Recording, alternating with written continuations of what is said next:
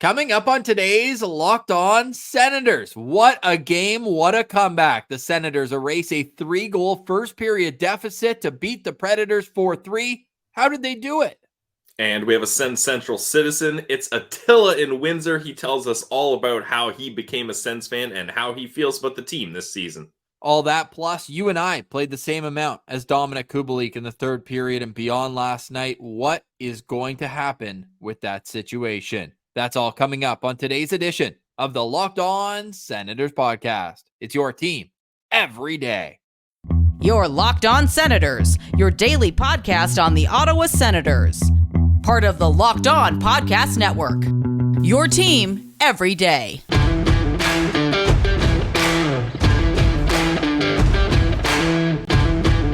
I'm Jake Sanderson, and you're listening to Locked On Senators podcast. I'm Tim Stützle, and you're listening to the Locked On Senators podcast. Welcome inside episode 970 of the Locked On Senators podcast. I'm Ross Levitan on the outskirts of enemy territory in Winnipeg, Manitoba.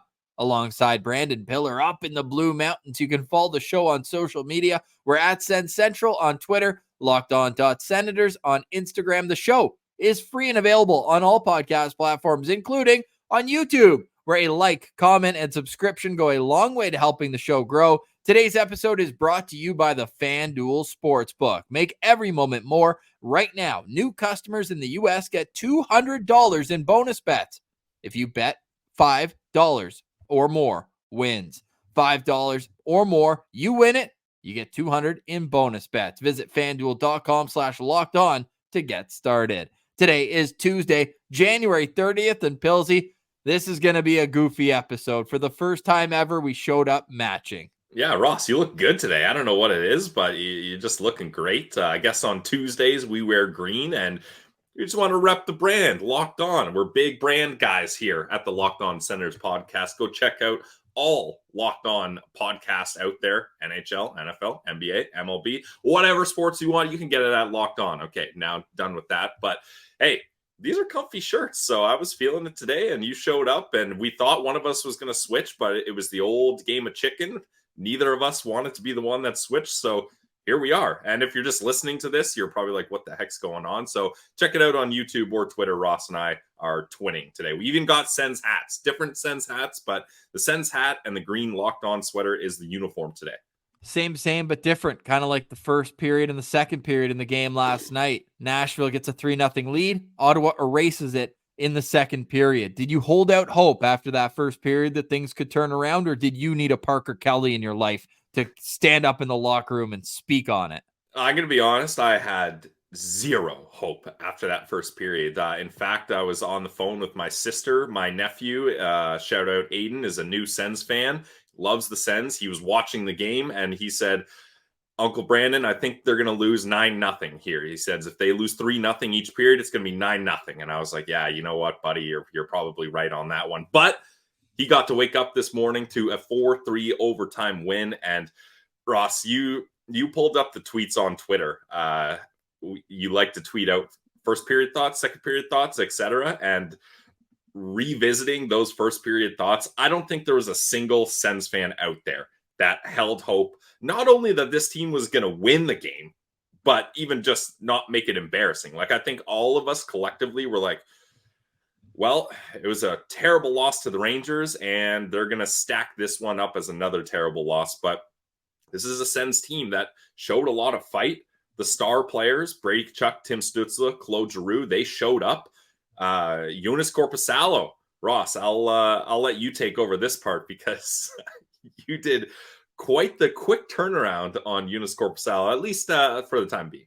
Well, there's nothing harder in hockey to do than coming in cold as a goaltender, and he did that after the first period. Frankly, I thought Mads deserved a bit better in front of him, and bad bounces, say what you want, that first goal, that's going to go in on most goalies in the league. Just, bang, bang play, tough bounce. Second one, he was a little off his kilter. And then the third one, he's kind of sliding out of the net. But if you're tracking the puck like that, you're not expecting it to be deflected cross body.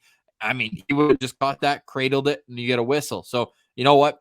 A lot to learn on, I think, for the video for Mads Søgaard, but it wasn't his night. unfortunate with his family in attendance, but Joonas Korpisalo came in, and it was the glove save after Ottawa got 1 goal back, right? We've said it time and time again. He's just allowed these deflating goals, and that would have been another one, a point shot, albeit a good slap shot, but for him to make a beautiful glove save and show his team the confidence that he's hanging on, no rebounds. And I thought the Senators as well, they mentioned it on the broadcast a couple times that they were doing a really good of boxing out around him, not allowing second chances, not allowing these bang, bang rebounds to go in. So all in all, after that first period, great defensive effort from the entire team, but Joonas Korpisalo clearly started it. And yeah, egg on my face, and I've never been happier to be wrong on a take that quickly, because Korpisalo, I mean, the team clearly thought the same if they're starting Mads Søgaard over him. They didn't want him to play, but when you get your opportunity, you have to make the most of it. And Mads Søgaard Joonas Korpisalo did just that when he came in the game in the second period. So 17 saves, 17 shots, heck of a performance. Let's see if he can double it up in Detroit. His best performance of the year was in Detroit, one of them. And this is a must-win game tomorrow. Look, Ottawa's 5-2-2 in their last 9 games, and I get it. They're still at the bottom of the Eastern Conference, right there with Columbus. They're still at the bottom of the division. But if you can go in at least feeling good about your game going into this break, it can make a world of difference to the confidence level. And I just want to keep echoing the same word that the captain, Brady Tkachuk, is: maturity.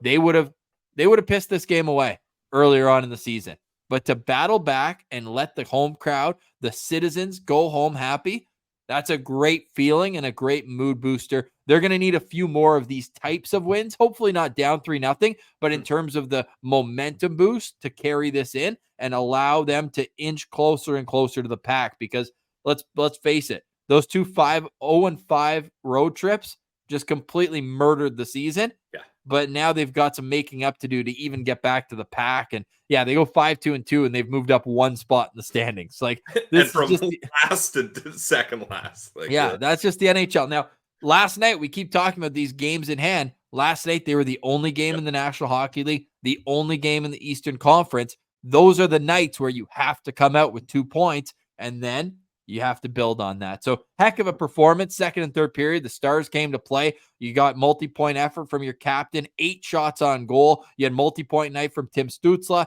and then Claude Giroux, absolutely money. Put that upstairs, short side on UC Saros. Just an unbelievable goal, and great vision from Tim Stützle not to force the goal or the shot. And actually all 3 of those guys, because Chychrun went basically the down and back. Shout out Herb Brooks again, because he was back checking on the 2-on-0. He stopped up at his own goal line, and then he was the screen in front of the net at the offensive end the other way. So, man, he was one of your SensCentral standouts. Shout out to the postcast. Over 400 people live after the game. The vibes were friggin' phenomenal last night. It was just a heck of a performance, and a lot of guys deserve a lot of credit for battling through and getting that result. And the big thing, Ross, it was the team effort. We talked about the goaltending, and obviously wasn't Mad's night, so they decided to go with Korpisalo in the second. But look, Korpisalo, he's got to make a couple saves for sure, but it's the team that really turned it around. Like in the first period, the Sens were out shooting the Preds 6-1 at one point. Nashville ends up out shooting them 11-7, and then they score a bunch of goals there as well. But then Ottawa doesn't let up. They outshoot them all the other periods, including overtime, 1-0 in shots. That's what you like to see. And they collectively come together. And we talked about it on the postcast, but I want to emphasize it again. Multiple players referencing Parker Kelly getting up in the room in the first intermission and giving the boys a speech and turning this thing around. It's those unlikely characters that when you see a guy like him stand up, you're like, okay, like, Parker Kelly doesn't need to do that, right? Like that's usually something the leadership group would do. Maybe one of the veterans, maybe the coaching staff or something like that. But that's one of those things where it's like, okay, this guy doesn't talk a lot and he's making a point now. We got to really have some momentum push here. And they showed that. So those are the types of wins, even though it's the Nashville Predators, there's not really any kind of juicy storyline or any kind of meaningfulness, in the standings or points wise, but it's those huge morale boosts. And now they get to carry that into the game up against Detroit, which, That's going to be a spicy one. Get your popcorn ready. Tomorrow night at Little Caesars Arena, it's going to be the Sens and Red Wings meeting for the first time since that Gong Show game last month where Ottawa got a 5-1 win, and there were plenty of extracurriculars to go on as well. For more on last night's game, check out the postcast wherever you get your podcast. Also available on YouTube. The Fire Helmet. Shout out to Ottawa Fire. Great organization. And it was Claude Giroux.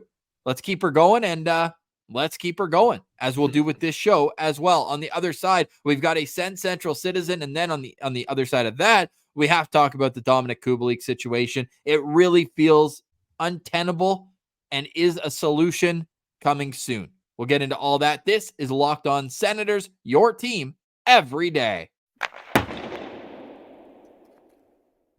Today's episode is brought to you by new sponsor, Ross. New sponsor alert. Here we go. Boom. That's our air horn here. Get fired up for the new sponsor, and I'm fired up about this one. It's Factor. Factor's ready-to-eat meal delivery takes the stress out of meal planning and sets you up for success in the year. Skip the grocery store, skip the prep work, the cooking fatigue. Instead, get chef-crafted, dietitian-approved meals delivered right to your door. With over 35 meals to choose from per week, including options like keto, calorie smart, vegan, and veggie, more, plus over 55 weekly add-ons. You got so many different options. Forget the frantic lunch prep. And Ross, I don't know if this happens in your household, but here, the 4:30 texts, what are we doing for dinner? We don't have anything prepped. That's the worst part of the day, being stressed out about dinner. Don't worry about it with Factor. They offer lots of snack options too. They got breakfast, smoothies, juices, snacks to keep you going no matter your schedule. You might be thinking, okay, this is going to be costly though. No, skip the overpriced takeout trap. Factor is cheaper and way more delicious than your takeout. Need a special occasion meal? They got you covered. Date night, anniversary, big celebration. Check out Gourmet Plus. It's the perfect solution for fast upscale options done easily. Not only does Factor offer fast, simple solutions when you're too busy, but they help you stay on top of your goals. Ross and I are trying to get healthier this year, so they got Protein Plus so you can stay on track. Head to factormeals.com/LockedOnNHL50. Use code LockedOnNHL50 to get 50% off. That's what I'm talking about, a big deal from the new sponsor. That's code LockedOnNHL50 at factormeals.com. Check it out today, guys. Factor.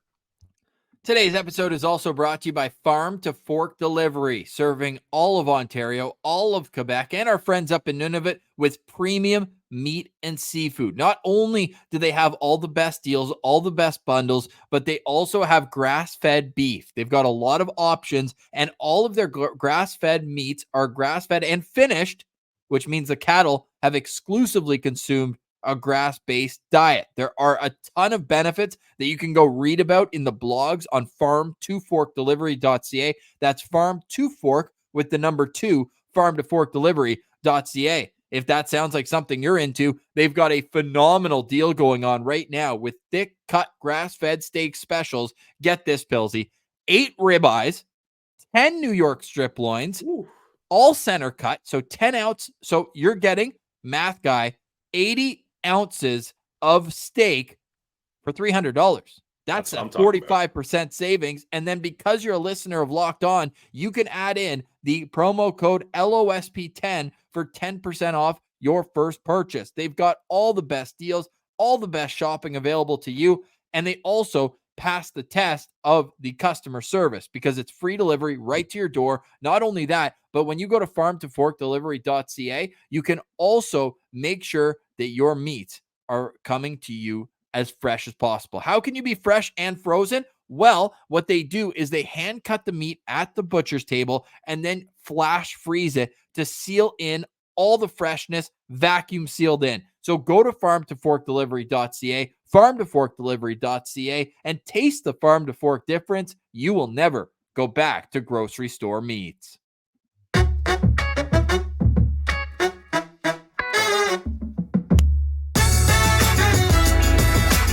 All right, right, we now welcome on this week's SensCentral Citizen. We're going down to Windsor, Ontario, where we find Attila. You can go follow him on social media. He's on Twitter at SensHQ. Attila, what's going on? Welcome to Locked On Senators. Hey, guys. Thanks for having me on. How you guys doing? We're doing fantastic. I mean, we just got to see the comeback for the ages last night. Senators erase a 3-0 deficit and turn it into a 4-3 overtime win. We'll get into the game and everything, but we always start every SensCentral Citizen the same way. How did you become an Ottawa Senators fan? Oh, yeah. Oh, well, I'm originally from Ottawa. I grew up in Ottawa. I wasn't born in Ottawa. I was born in Europe, in Hungary. Oh, and my dad was a professional soccer referee in Hungary, for the tier 1, the top division. And when we moved to Canada in the early 90s, there was no soccer going on. It was just not a thing. And so he's like, what am I going to watch? He's like, hockey's kind of like soccer, similar kind of rules and everything. So he got into hockey and then got me into hockey. This is pre-Ottawa Senators existing. So he was a Pittsburgh Penguins fan. Okay. And, I had the Montreal Canadiens mini sticks playing in the basement. And the day the Senators became a team, everyone dropped it all. It all became Ottawa Senators all the time. And now have you fully shed all those other fan bases? There's no kind of okay, that's good. Both of us, yeah, from day one, yeah. So 93, 94, yeah. It's just all Senators all the time, and I've been a Sens fan ever since. I was 8 years old at the time, and that's it. I've been a Sens fan ever since. Nice. Now, did you get a chance to get out to some of the games early on? Oh yeah, I went to games at the old arena there on Bank Street. Yep. I still went to games there, and I remember even going to Send Skills back then over there, and then meet the team and all that kind of stuff. So yeah, I've been a Sens fan a long time, been through it, thick and thin, good times, bad times. Palladium, Corel Center, Scotiabank Place or Scotiabank Arena, now Canadian Tire Center. Been through it all. I've been in Windsor for 10 years. So prior to that, it's been all Ottawa all the time. So if you were in Windsor and you're talking to someone who maybe doesn't know hockey so much, you're trying to get them on board for being a Sens fan. Is there a certain video or thing that you would try to put them towards to be like, this here is why you should be a Sens fan? I mean, that's a tough one. I mean, I'm living in a place where I'm surrounded by Maple Leafs fans and Detroit Red Wings fans. Yeah. So, I mean, I'm caught between those two. It's hard convincing anybody to cheer for Ottawa over here. It's even hard to get somebody to put on the Sens game at a bar, it's that's it's tough going. Yeah. That's tough. Now, outside of, you were even pre-Daniel Alfredsson. I always put the caveat because a lot of people are huge Daniel Alfredsson's fans, and why wouldn't you be? But who was your first favorite Ottawa Senators player when you became a fan of the team? We're going to get the reveal here on YouTube. Oh, nice. A signed Alexei Asen jersey. That's unbelievable. How'd you get your hands on that? That's mine. It was from when I was a kid. It's like a 10-year-old kid's jersey. Looks good. Yeah, it does look good. Shape. Yeah, it's in good shape. My daughter wore it to school when they had sports day, so nice.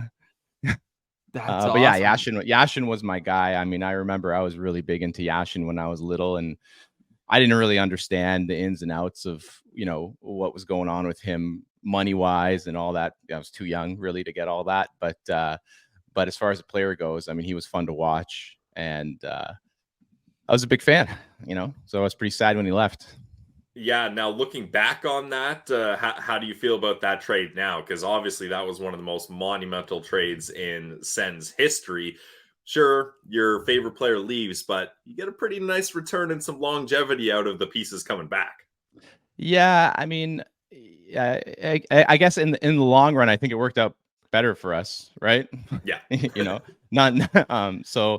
in hindsight, sure, yeah, it was a good trade. It was a good deal.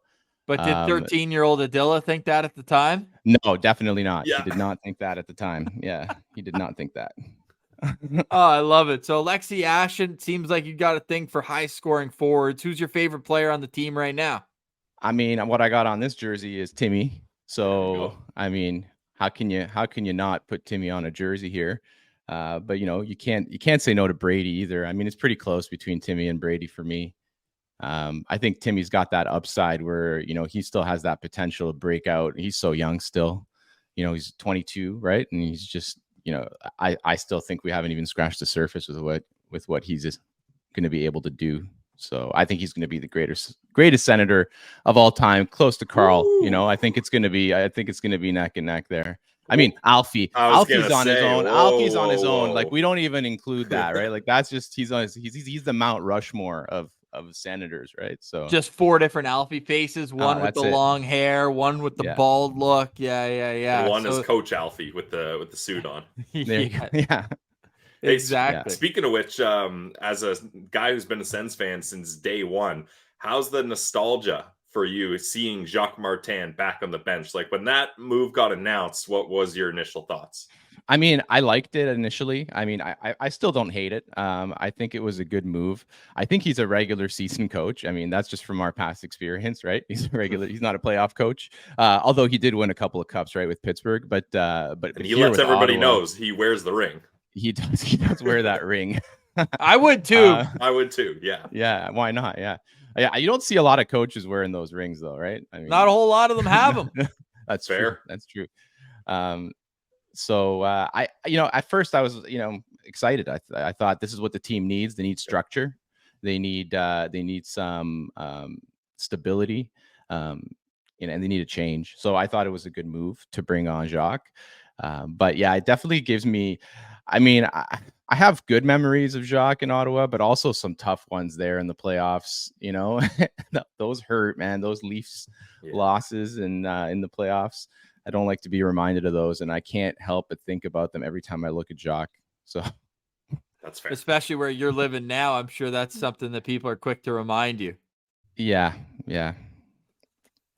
More so that, I try not to associate with too many Leafs fans, but Red Wings fans, it's a different rivalry now, right? Like, we got something else brewing there. So it certainly is, because it's the ballet of Ontario. There's no physicality when Ottawa plays Toronto anymore, but then you go down the bridge over there, and it's a whole different world in Detroit between the Sens and Red Wings, and they're playing tomorrow as well. So is this one that you're getting up for in particular when the Red Wings and Sens match up? 100%. I mean, I usually go to the games this one's in Detroit, nice. But I'm not going to be able to make it to this one. But every year I go to at least one or both of the games, and yeah, I'm up for it. I think I have a perfect record in the.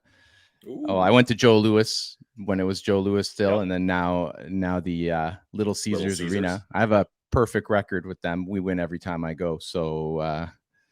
You weren't you're chalking up a loss here since you're not going. Is that what we're saying? No, we could still win. It's just, okay. Not, yeah. So just not guaranteed. Join the club, because Pilsy and I, when we go to games together since 2017, we are perfect. 12-0-1. Yes. 12-0-1. Perfect in regulation.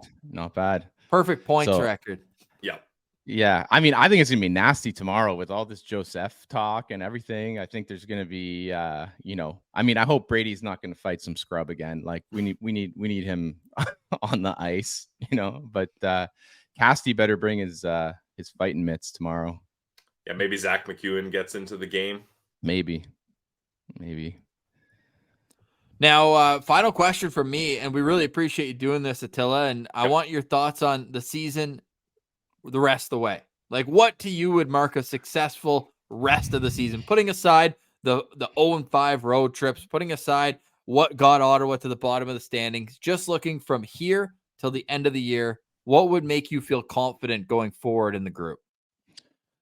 Competitive games, man. I just want to see competitive games. Like yesterday's game was just it was such a treat. Like, honestly, I think you guys may have seen my tweet where I was saying, you guys have the toughest job here, trying to deal with a losing team, not having done any playoff games for however many years. I just look for competitive games. I was pleasantly surprised in the second and third period. I was dead wrong. I thought we were done after that first period. I had no idea we'd make that comeback. But you know what? It's been a different team the last 8 or 9 games, and there it is. Yeah. it's been a different team. It's been more competitive. We've been in it at every game except for that, New York loss, but we're not going to talk about that. Nope. We've been in it. We've clawed back from deficits. We've been able to hold on to leads, and that's what I want to see, right? And I want to see that for the rest of the season. So, whether we finish, at the bottom or mid, or if we push ourselves into a spot where we're playing meaningful games, I just want competitive games, and I think that's what's going to be successful. If we're getting blown out every night, then that's going to be brutal for us. But I'm interested to see what moves are going to be made in the next little while here. Well, that leads to what my final question was going to be, Attila, and I'll zoom in a little bit on Ross's question. What do you think is going to happen, or what would you like to happen at the trade deadline for the Sens?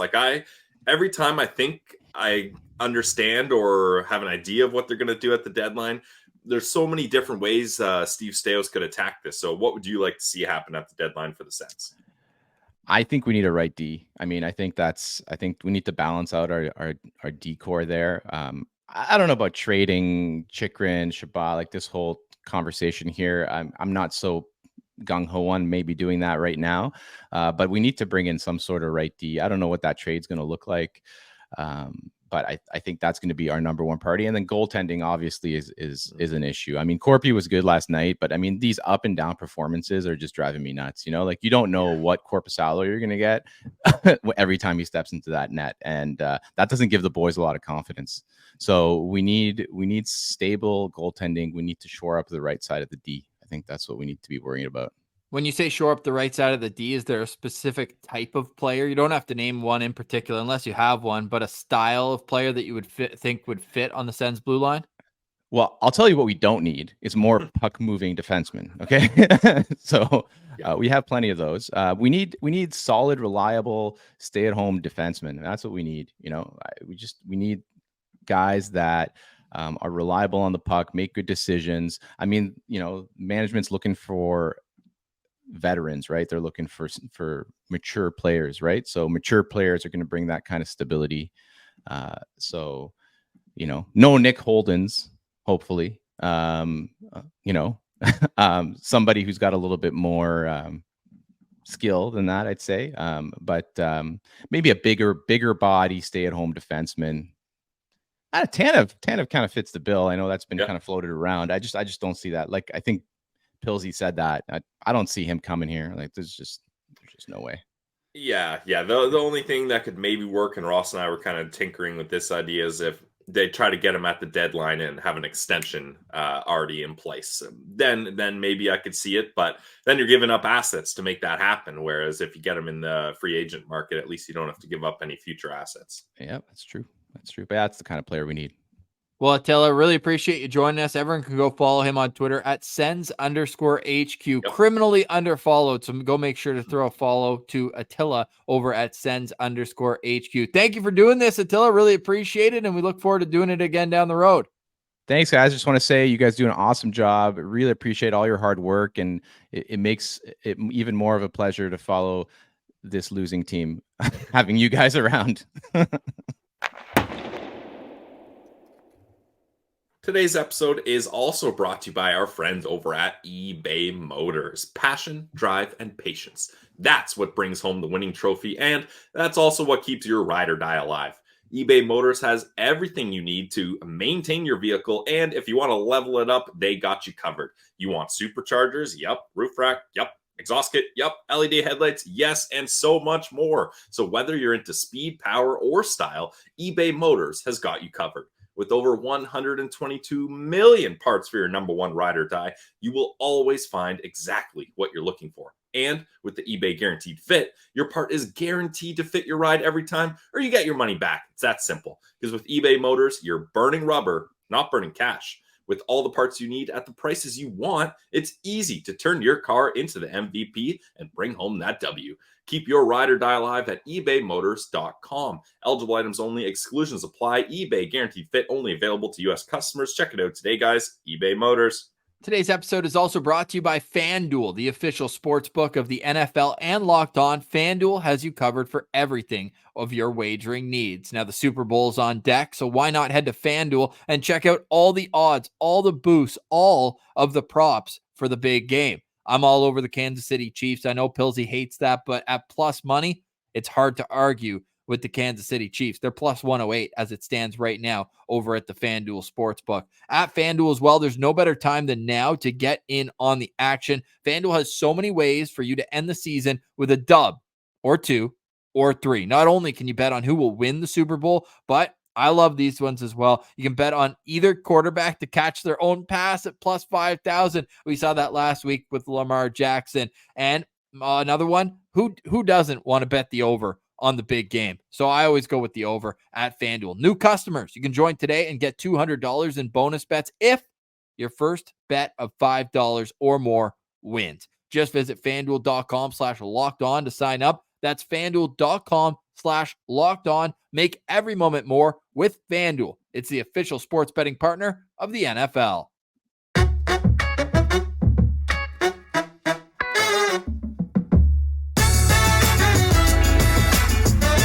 All right, Pilsy, here we are, still vibing after the Ottawa Senators earn a 4-3 overtime win against the Nashville Predators. The Senators have one more game before an extended break, and with a win, they'd be at 20 for the season, which would be tied with Montreal, but the Habs do have 6 more overtime losses. They're better at losing than the Ottawa Senators, at least when it comes to extra time. But Pilsy, with all the positivity, all the stars came to play. Some depth guys look good, but one guy who just has not had a good season is Dominic Kubalik. Now, if you look at just the overarching stats, they're still bad. But when you look at least he's scoring goals, and that's what he's known at. But when you're playing Jacques Martin, you got to play away from the puck. And he mentioned that before last night's game. Dominic Kubalik has to do a better job at playing away from the puck. And look, we know plus minus is not everything. We're not plus minus truthers here on the show.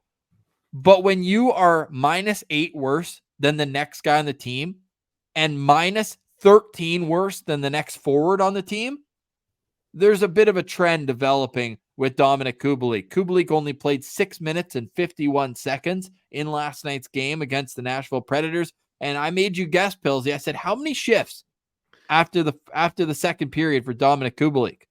The answer? 0. Stapled to the bench. I mean, we talked about it. He's got a minor injury. Was he a healthy scratch? It was a bit of gray area there with Dominic Kubalik, but at that point, I'd rather see Mark Kastelik go out there and at least bang bodies for a couple shifts and get in on the forecheck, because it just feels like a wasted roster spot right now for a $2.5 million player. There's a bit of a conundrum going on right now, Pilsy. What do you do with Dominic Kubalik? Yeah, I mean, he's just not fitting in here. And it seems like, Ross, when he was the guy, the roster player brought back in the DeBrincat trade, I kind of thought, okay, this is a guy who can be a middle six guy and add some scoring. But then the Sens add Tarasenko, and I think that was the writing on the wall for Kubalik, because maybe if Kubalik gets the opportunities that Tarasenko does, well, Tarasenko has earned those opportunities first and foremost with his play. But if Tarasenko isn't there and you have to put Kubalik in those positions, maybe he fares better. But that's just not the situation here. And it's unfortunate, Ross. I think they're working on trying to shine up Kubalik to get a better trade deal for him at the deadline.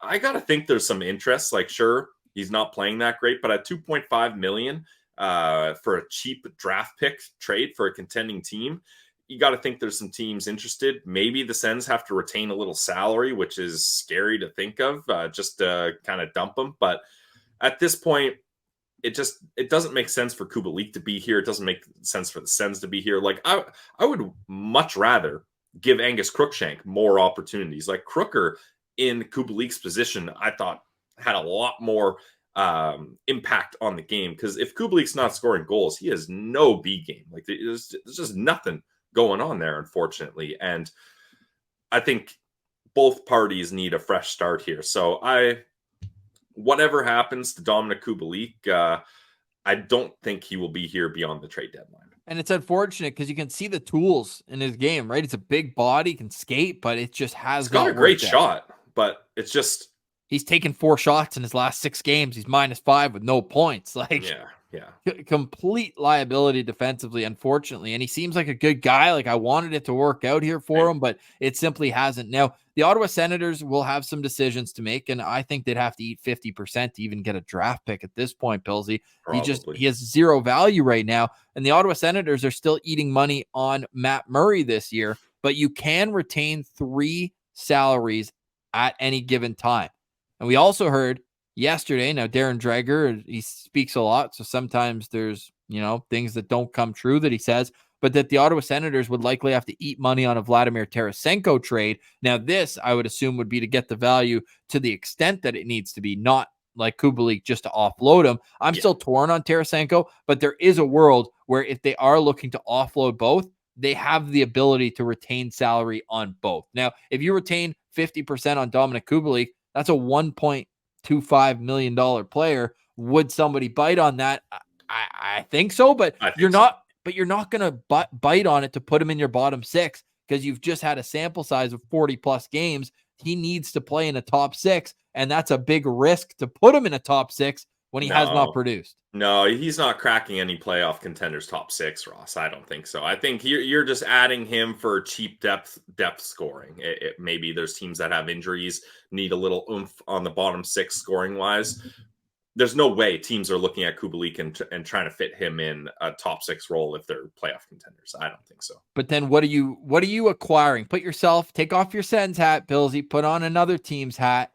What are you acquiring Dominic Kubalik to be on a playoff contending team? It's just depth scoring, right? Like if you've got some injuries and you need some scoring on the bottom 6, maybe you don't have the prospects that you think can jump up and help you out.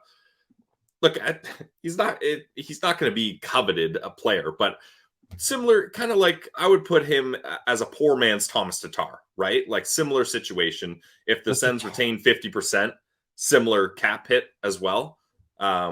So Tatar can play like that too. Tatar can play away from the puck. That's to me the big difference. I guess from a Senators perspective, and what makes me nervous, because we're still more than a month away from the March 8th trade deadline. We're like 38, 39 days, and like he can't be in the Sens lineup until then. That's the thing.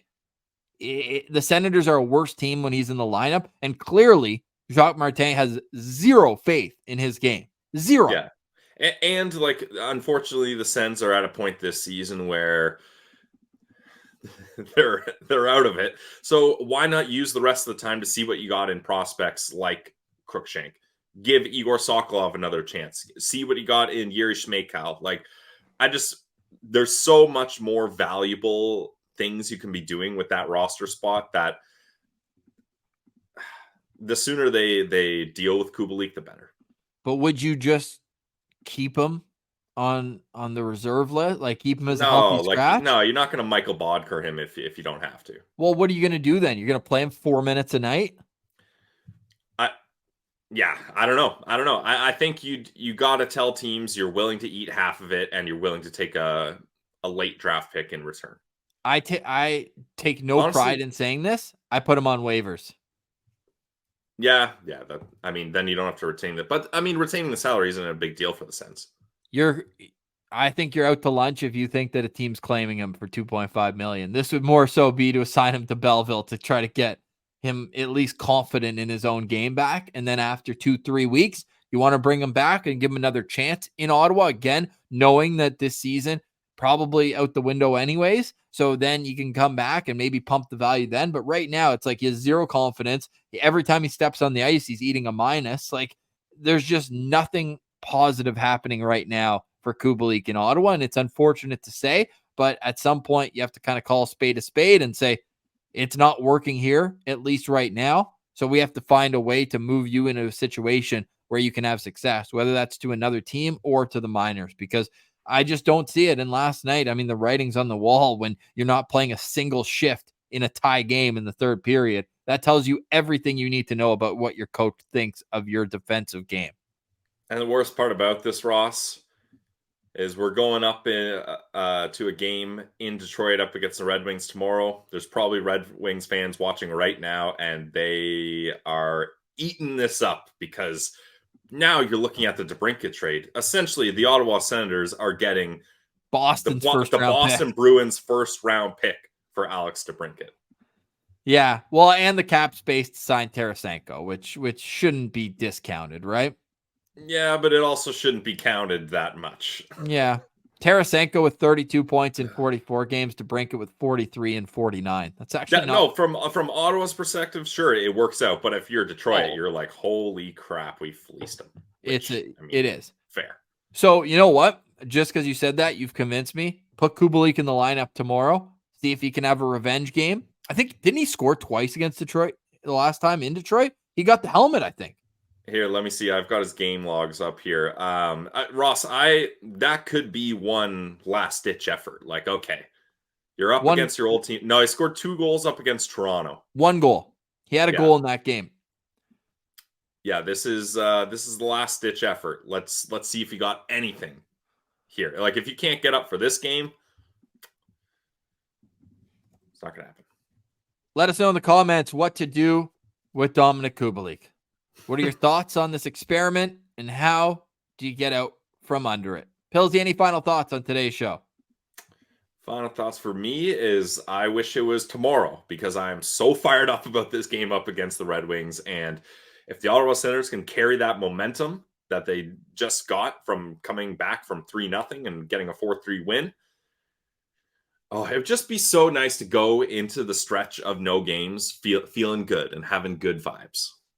Well, the good vibes will continue on Locked On Senators tomorrow. We'll have a game day preview, and not only that, we'll then have the postcast after the game. The full crew will be back to break down what should be an entertaining game against the Detroit Red Wings. We've already got some plans for interviews coming up. We're going to look at some 2024 draft talk. We're going to look at the Sens prospect pool. Belleville has 2 big games this weekend, so we'll dial in to the B-Sens. Oscar Pettersson is at Belleville practice. If you're listening to yesterday's Locked On Senators, you know he arrived in Belleville yesterday evening. So get the cobwebs out, get the time change into your system, and hopefully we see him make his debut for the Belleville Sens this weekend. Lots of excitement considering where the team is in the standings. There is quite a bit to look forward to, especially tomorrow. I mean, if you can't get up for that game, I don't know what you can. So I'm really excited for that, and a great vibe after a big comeback win at home against the Nashville Predators. If you want more on that game, of course, go check out the postcast wherever you get your podcast. For today, we say goodbye. Thank you for listening to Locked On Senators. Have a great day. For Brandon Pillar, I'm Ross Levitan, matching here, telling you that you've been listening to another edition of the Locked On Senators podcast. Your team every day.